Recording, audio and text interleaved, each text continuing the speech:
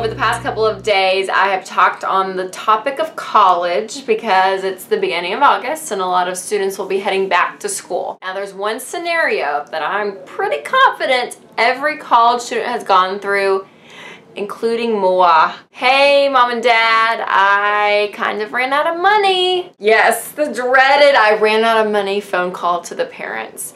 Most college students have gone through this, but if you are a parent watching, a lot of parents have said, well, what do I do in that situation? Well, first and foremost, I would ask you as the parent, what was the expectation for your college student when it comes to their money? Did they expect you to pay for everything, or was there a conversation of you saying, no, you're going to pay for all of your expenses? Or maybe it was the third option that there was no conversation at all. So if the expectation was set, then you can still give them some grace, especially if it's the first time that they've called for this, or maybe it's the second time.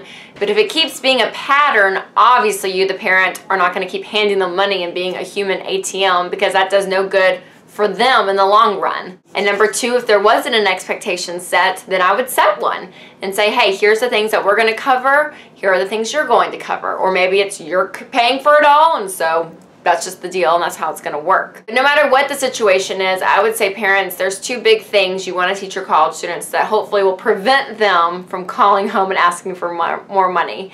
The first thing is teaching them how to budget and to look at all of their expenses and walk with them through this. Again, they could be 18, 19 years old. They may not know how to budget.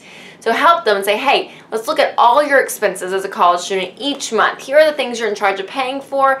Now let's figure out how you're going to get that money. And number two, a simple bank account will help as well, because they can be in charge of this account, they can look at their expenses, and this will help them avoid credit card debt as well. Setting the expectation is so key. Making sure they know how to budget and stay within their means and have that checking account. Hopefully those things will help you as the parent in the scenario of your college students calling and saying, I ran out of money.